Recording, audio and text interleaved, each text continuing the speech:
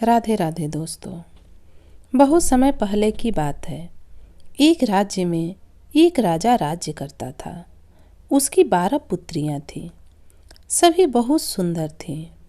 राजा उनसे बहुत प्यार करता था, इसलिए सदा उनकी सुरक्षा के लिए चिंतित रहता था।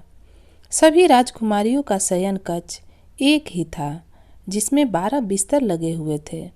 उसी कक्ष में 12 राजकुमारियां एक साथ सोती थीं। रात में उस कक्ष का दरवाज़ा बाहर से बंद कर दिया जाता था। किसी को भी रात में बाहर जाने की अनुमति नहीं थी। इसके बावजूद हैरानी की बात यह थी कि सुबह उठने के बाद सभी राजकुमारियों के जूते फटे हुए होते थे। ये समझ के परे था कि ऐसा कैसे हुआ। रात भर में सभी राजकुमारियों के जूते कैसे फट गए। हर दिन राजा को राजकुमारियों के लिए नए जूते लेने पड़ते थे। राजा इस रहस्य का पता लगाना चाहता था। एक दिन उसने पूरे राज्य में मुनादी करवा दी कि जो 3 दिन के भीतर इस रहस्य का पता लगाएगा, उसका विवाह उसकी पसंद की एक राजकुमारी से करवा दिया जाएगा और राजा की मृत्यु उपरांत वह राज्य का राजा बनेगा। किंतु जो इस रहस्य का पता नहीं लगा पाएगा, उसका सिर धड़ से अलग कर दिया जाएगा। मुनादी सुनने के बाद पड़ोसी राज्य का एक सुंदर राजकुमार इस रहस्य का पता लगाने आया। राजा ने उसकी खूब आवभगत की और शाम होने के बाद उसे राजकुमारियों के कक्ष से सटे एक कक्ष में ठहरा दिया। उस कक्ष का द्वार खुला रखकर वह राजकुमारियों पर नजर रख सकता था। किंतु रात में राजकुमार को नींद आ गई और वह गहरी नींद में सो गया। सुबह होने पर सभी राजकुमारियों के जूते फटे हुए थे। अगली दोनों रातों को भी ऐसा ही हुआ। 3 रातों में राजकुमार इस रहस्य का पता नहीं लगा पाया और उसे राजा के हाथों मौत के घाट उतार दिया गया। इसके बाद कई राज्य के राजकुमारों और सेनापतियों ने इस रहस्य का पता लगाने का प्रयास किया, किंतु सभी असफल रहे और सबको अपनी जान से हाथ धोना पड़ा। उसी राज्य में एक गांव में एक नवयुवक रहता था। जब उसने राजा की मुनादी सुनी तो उसके मन में भी एक राजकुमारी से विवाह करने की इच्छा जागी और उसने राजकुमारियों के जूते फटने का रहस्य पता लगाने का निश्चय कर लिया। अगली सुबह उसने खाने की पोटली बांधी और राजमहल की ओर चल पड़ा। चलते चलते दोपहर हो गई। वह थक गया था और उसे बड़ी जोरों की भूख लगाई थी। एक घना पेड़ देखकर वह उसकी छांव में बैठकर सुस्ताने लगा। कुछ देर बाद उसने अपनी खाने की पोटली निकाल ली। वह अपनी पोटली खोल ही रहा था कि एक गरीब बुढ़िया वहां आ गई। वह बहुत दिनों से भूखी थी। उसने युवक से खाना मांगा। गरीब बुढ़िया को देखकर युवक ने अपने खाने की पोटली बुढ़िया को दे दी। बुढ़िया बहुत प्रसन्न हुई और युवक को बहुत आशीर्वाद दिया। फिर उसने पूछा कि वह कहाँ जा रहा है। युवक ने पूरी बात उसे बता दी। पूरी बात जानकर बुढ़िया ने अपने झोले में से एक टोपी निकाली और उसे युवक को देते हुए कहा, ये जादुई टोपी है। इसे पहनने के बाद तुम अदृश्य हो जाओगे। इसे रख लो, हो सकता है ये तुम्हारे कुछ काम आए। और हाँ, मेरी एक बात याद रखना, यदि 12 राजकुमारियों में से कोई भी तुम्हें खाने या पीने को कुछ दे तो उसे मत खाना या पीना। जादुई टोपी लेकर युवक महल की ओर चल पड़ा। जब वह महल पहुंचा तब तक शाम ढल चुकी थी। राजा से मिलकर उसने अपने आने का प्रयोजन बताया। राजा ने उसके रहने की व्यवस्था राजकुमारियों के कक्ष के समीप एक कक्ष में करवा दी। रात में अपने कक्ष में बैठकर वह राजकुमारियों के रहस्य का पता लगाने की योजना बना रहा था कि सबसे बड़ी राजकुमारी शरबत का गिलास लेकर युवक के पास आई और उसे देने लगी। इतनी सुंदर राजकुमारियों के हाथों शरबत पाकर युवक बहुत खुश हुआ। शरबत पीकर वह नींद के आगोश में समाने लगा। कुछ ही देर में उसे गहरी नींद आ गई। सुबह जब वह जगा तो उसे दरबार में बुलाया गया। वहाँ सभी राजकुमारियाँ भी मौजूद थीं। उसने देखा सबके जूते फटे हुए हैं और राजा उसे स्मरण करवाया कि अब उसके पास मात्र 2 रातें बची हुई हैं। वह चिंतित हो उठा और उसने तय किया कि आज वह पूरी रात जागेगा और जादुई टोपी पहनकर राजकुमारियों के कक्ष में जाएगा। रात हुई और इस बार सबसे छोटी राजकुमारी शरबत लेकर युवक के पास आई।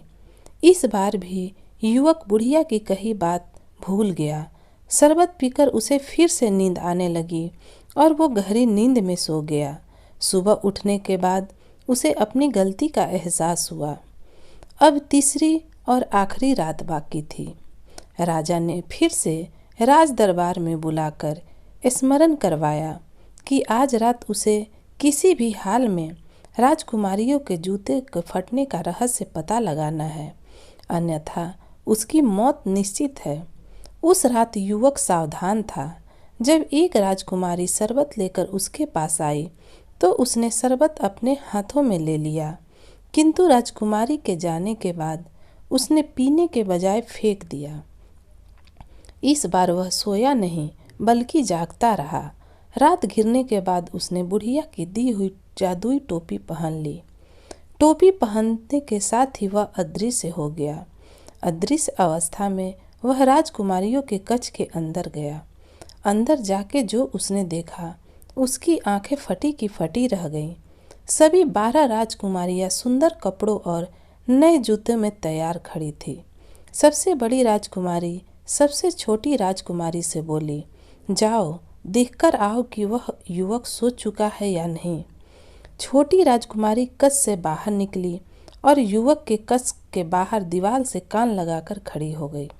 यह देख युवक समझ गया कि उसे खर्राटों की आवाज़ निकालनी है ताकि राजकुमारी को लगे कि वह सो चुका है। वह अदृश्य अवस्था में खर्राटों की आवाज़ निकालने लगा, जिसे सुन राजकुमारी निश्चिंत हो गई और अपने कक्ष में जाकर सबको युवक के सो जाने की जानकारी दी। तब सभी राजकुमारियों ने मिलकर एक बिस्तर को खिसकाया और फिर बड़ी राजकुमारी ने 3 बार ताली बजाई। 3 ताली बजाते ही जहाँ पहले बिस्तर रखा था वहाँ एक गुप्त रास्ता खुल गया। एक एक कर सभी राजकुमारियाँ वहाँ से बाहर जाने लगी। आश्चर्यचकित युवक भी उनके पीछे पीछे जाने लगा। उसने देखा कि गुप्त रास्ते में नीचे की ओर जाती 100 सीढ़ियाँ बनी हुई हैं। सीढ़ियाँ से उतरने के बाद सभी राजकुमारियाँ एक जंगल में पहुँच गई। वहाँ सुंदर पेड़ लगे हुए थे जिनकी डालियाँ सुनहरी थी। युवक ने एक सुनहरी डाली तोड़ ली और राजकुमारियों के पीछे चलता रहा। जंगल पार कर सभी राजकुमारियां एक झील के किनारे पहुंची। झील में हंस के आकार की तरह 12 नाव थी, जिसमें 12 राजकुमार बैठकर राजकुमारियों की प्रतीक्षा कर रहे थे। सभी राजकुमारियां एक एक नाव में राजकुमारों के साथ बैठ गई। युवक अंतिम नाव में बैठा, जिसमें सबसे छोटी राजकुमारी जा बैठी थी। सभी नाव नदी के पार जिस नाव में युवक बैठा था उसमें बैठी राजकुमारी को यह एहसास हुआ कि आज नाव कुछ भारी है, मानो कोई और भी उसमें बैठा हो। यह बात उसने पास की ही नाव में जा रही सबसे बड़ी राजकुमारी से कही, तो बड़ी राजकुमारी ने उसे झिड़क दिया। नदी पार करने के बाद सभी एक रोशनी से जगमगाते हुए सुंदर महल में पहुँचे। महल से मधुर संगीत की स्वर लहरी सुनाई दे रही थी। युवक ने एक खिड़की से महल के भीतर झाँक कर देखा तो वहाँ पाया कई युवक युवतियाँ नृत्य कर रहे हैं। 12 राजकुमारियाँ भी राजकुमारों के साथ अंदर जाकर नृत्य करने लगी। युवक अंदर जाकर उन्हें देखने लगा। उस कक्ष के एक किनारे पर सोने के पात्रों में स्वादिष्ट पकवान सजे हुए थे। पकवानों की महक से युवक को भूख लग आई। उसने एक मिठाई उठाई और अपने मुंह में डाल ली।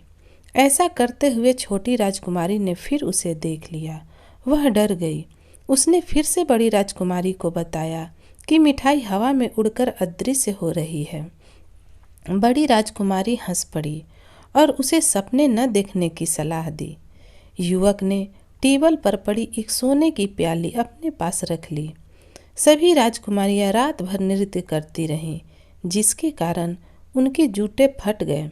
जैसे ही भोर होने का समय आया, सभी नाव में बैठकर नदी पार कर, जंगलों से गुजरकर और सीढ़ियों से चढ़कर वापस अपने शयन कक्ष में आ गई। युवक भी उनके पीछे पीछे आ गया। सुबह राजा ने युवक और सभी राजकुमारियों को राज दरबार में बुलाया। राजकुमारियों के जूते फटे हुए थे। राजा ने युवक से कहा, नौजवान, आज तुम्हारी मियाद खत्म हुई। क्या तुम राजकुमारियों के जूते फटने का रहस्य पता कर पाए? जी महाराज, युवक ने प्रसन्नता से कहा और राजा को पूरी बात बता दी। पहले तो राजा को विश्वास नहीं हुआ, किंतु जब युवक ने पेड़ से तोड़ी गई सुनहरी डाली और महल से उठाई सोने की प्याली दिखाई तो राजा को उस पर विश्वास हो गया। पूछने पर सभी राजकुमारियों ने भी रात में गुप्त द्वार से बाहर जाने की बात मान ली। युवक ने राजकुमारियों के जूते फटने का रहस्य का पता लगा लिया था। राजा ने अपना वचन निभाते हुए उसे 12 राजकुमारियों में से एक राजकुमारी चुनने को कहा। युवक ने सबसे छोटी राजकुमारी को चुना। राजा ने युवक का विवाह सबसे छोटी राजकुमारी से करवा दिया और उसे अपना उत्तराधिकारी घोषित कर दिया। अगर आपको यह कहानी पसंद आई हो तो प्लीज़ मेरे वीडियो को लाइक करें और चैनल को सब्सक्राइब करें और वीडियो को अपने दोस्तों और परिवार के लोगों के साथ शेयर करें। Thank you.